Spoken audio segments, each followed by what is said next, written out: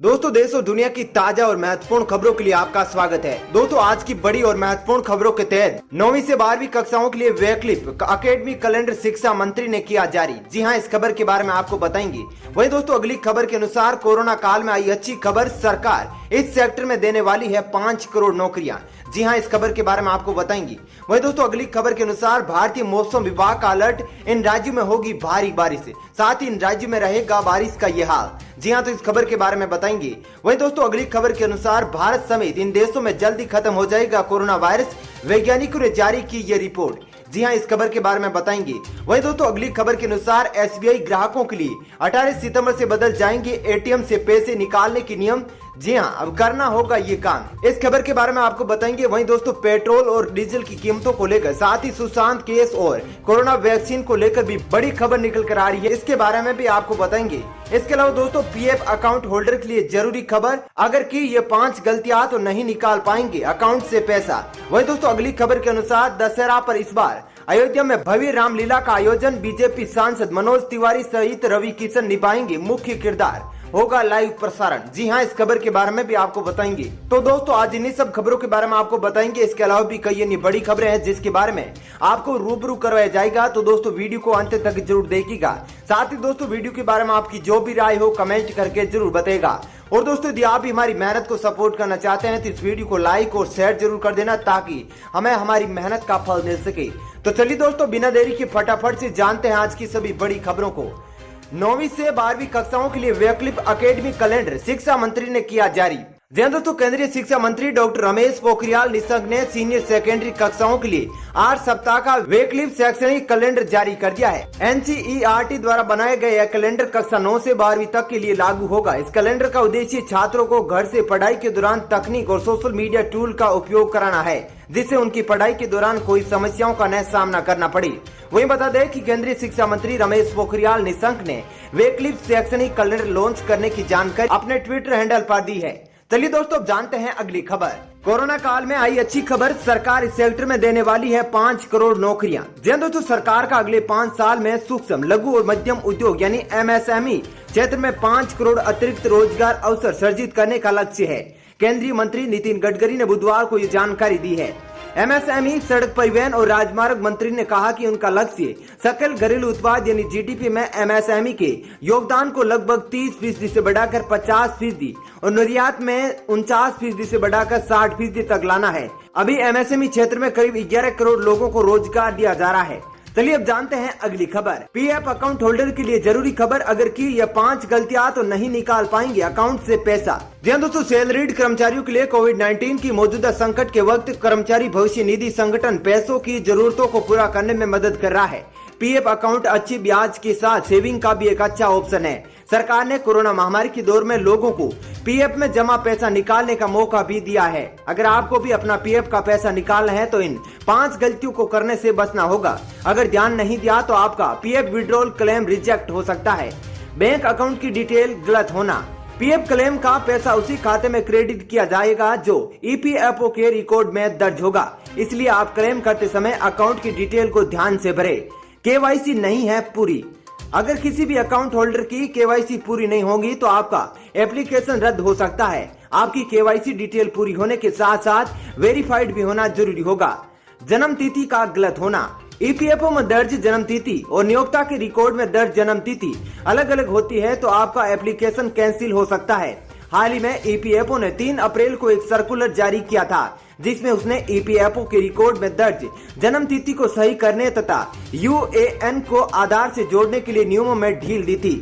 अब आप जन्म तिथि को 3 साल तक ठीक करा सकते हैं, अकाउंट यूएएन से लिंक हो। इसके अलावा आपका अकाउंट नंबर यूएएन यानी यूनिवर्सल अकाउंट नंबर से लिंक्ड होना चाहिए। अगर आपका अकाउंट लिंक नहीं होगा तो आपको भी पैसा मिलने में परेशानी हो सकती है। इसके अलावा ईपीएफओ की रिकॉर्ड में दर्ज आईएफएससी नंबर भी सही होना चाहिए। चलिए दोस्तों, अब जानते हैं अगली खबर। एनसीबी के सामने पेश होगी सुशांत की मैनेजर श्रुति मोदी और जया शाह, कई मामलों पर होगी पूछताछ। दोस्तों, सुशांत सिंह राजपूत की मौत में ड्रग्स एंगल की जांच कर रही नारकोटिक्स कंट्रोल ब्यूरो की टीम ने सुशांत की पूर्व बिजनेस मैनेजर श्रुति मोदी और जया शाह को बुधवार को पेश होने के लिए कहा था। ईडी की जांच में श्रुति मोदी और जया शाह का नाम सामने आया था। बता दें कि रिया चक्रवर्ती की जया शाह के साथ ड्रग्स स्टेट्स भी ईडी को मिली थी। बीते दिनों श्रुति मोदी के वकील ने सुशांत के परिवार और रिया चक्रवर्ती पर भी कई गंभीर आरोप लगाए थे। मीडिया रिपोर्ट्स के मुताबिक सुशांत के पूर्व अकाउंटेंट रजत मेवाती ने खुलासा किया था कि जब भी सुशांत श्रुति मोदी से बैंक स्टेटमेंट दिखाने को कहते थे तो वो ऐसा नहीं करती थी। वो मामला सुलझाने के लिए रिया चक्रवर्ती को बुला लेती थी और इसके बाद स्टेटमेंट दिखाने वाली बात टल जाती थी। चलिए दोस्तों, जानते हैं अगली खबर। एसबीआई ग्राहकों के लिए 18 सितंबर से बदल जाएंगे एटीएम से पैसे निकालने के नियम। अब करना होगा ये काम। जी दोस्तों, स्टेट बैंक ऑफ इंडिया ने 1 जनवरी 2020 से एसबीआई एटीएम के माध्यम से रात 8 बजे से सुबह 8 बजे के बीच 10,000 रूपए निकालने के लिए ओटीपी आधारित नकद निकासी की शुरुआत की थी। बैंक ने यह कदम एटीएम सुरक्षा प्रणाली को मजबूत करने और ग्राहकों की सुरक्षा को ध्यान में देखते हुए उठाया था। अब बैंक ने इसमें विस्तार किया है और 18 सितंबर 2020 से अब देश भर में एसबीआई के ग्राहकों को 10,000 और इससे ज्यादा निकासी के लिए उनके रजिस्टर्ड मोबाइल नंबर पर ओटीपी जाएगा, जिसे वे हर बार अपने डेबिट कार्ड पिन के साथ दर्ज करेंगे। 24 घंटे ओटीपी आधारित नकदी निकासी सुविधा की शुरुआत के साथ एसबीआई ने एटीएम नकदी निकासी में सुरक्षा स्तर को और मजबूत किया है। दिन भर इस सुविधा को लागू करने से एसबीआई डेबिट कार्ड धारकों को धोखेबाजों, अनाधिकृत निकासी, कार्ड स्कैमिंग, कार्ड क्लोनिंग से बचने में मदद मिलेगी। चलिए दोस्तों, जानते हैं अगली खबर। अमेरिकी कंपनी नोवावैक्स भारत के लिए करेगी 2 अरब कोरोना वैक्सीन का निर्माण। सीरम इंस्टीट्यूट के साथ हुआ समझौता। दोस्तों, दुनिया भर में कोरोना वायरस के बढ़ते मामलों के बीच अब लोगों को कोविड-19 वैक्सीन के बाजार में आने का इंतजार है। कुछ कंपनियों का दावा है कि इस साल में बाजार में आम लोगों के लिए वैक्सीन उपलब्ध होगी, तो कुछ ने अगले साल के शुरुआती महीनों में वैक्सीन आने की बात कही है। इसी बीच अमेरिकी कंपनी नोवावैक्स इंक ने सीरम इंस्टीट्यूट ऑफ इंडिया के साथ कोरोना वायरस की वैक्सीन विनिर्माण समझौते की घोषणा की है। नोवावैक्स ने 2 बिलियन खुराकों का उत्पादन करने के लिए टीकों के दुनिया के सबसे बड़े उत्पादक सीरम संस्थान के साथ एक समझौते पर हस्ताक्षर किए थे। चलिए दोस्तों, जानते हैं अगली खबर। दशहरा पर इस बार अयोध्या में भव्य रामलीला। बीजेपी सांसद मनोज तिवारी सहित रवि किशन निभाएंगे मुख्य किरदार। होगा लाइव प्रसारण। दोस्तों, अयोध्या के सरयू नदी के तट के पास जहां राम मंदिर का निर्माण हो रहा है, उससे 2 किलोमीटर से भी कम दूरी पर 17 से 25 अक्टूबर के बीच रामलीला का मंचन किया जाएगा। इसमें बड़े बड़े कलाकार भाग लेने वाले हैं। यह Ramlila social media, satellite television और यूट्यूब के दर्शकों के लिए आयोजित की जाएगी। मेरी मां फाउंडेशन के संस्थापक व आयोजक सुभाष मलिक ने कहा कि रामलीला की शूटिंग के दौरान कोविड-19 प्रतिबंधों के कारण किसी भी दर्शक को वहां आने की अनुमति नहीं दी जाएगी। सभी एपिसोड लक्ष्मण किला पर फिल्माई जाएंगी और एक फिल्म की तरह प्रसारित किए जाएंगे, ताकि लोग अपने घरों में सुरक्षित तरीके से देख सके। चलिए दोस्तों, जानते हैं अगली खबर। पेट्रोल डीजल की कीमतों में दर्ज हुई गिरावट, जानिए आज के ताजा भाव। दोस्तों, इंडियन ऑयल की वेबसाइट के मुताबिक दिल्ली, कोलकाता, मुंबई और चेन्नई में पेट्रोल के दाम क्रमशः 81.55 रूपए, 83.06 रूपए, 88.21 रूपए और 84.57 रूपए प्रति लीटर पर स्थिर है। डीजल की कीमतों में भी चारों महानगरों में क्रमशः 72.56 रूपए, 76.06 रूपए, 79.05 रूपए और 77.91 रूपए प्रति लीटर पर है। इससे पहले मंगलवार को पेट्रोल और डीजल के दामों में गिरावट दर्ज की गई थी। तेल विपणन कंपनियों ने पेट्रोल के दाम में दिल्ली, कोलकाता और मुंबई में 17 पैसे जबकि चेन्नई में 15 पैसे प्रति लीटर की कटौती की है। वहीं डीजल दिल्ली और कोलकाता में 22 पैसे जबकि मुंबई में 25 पैसे प्रति लीटर सस्ता हो गया है। चलिए दोस्तों, जानते हैं अगली खबर।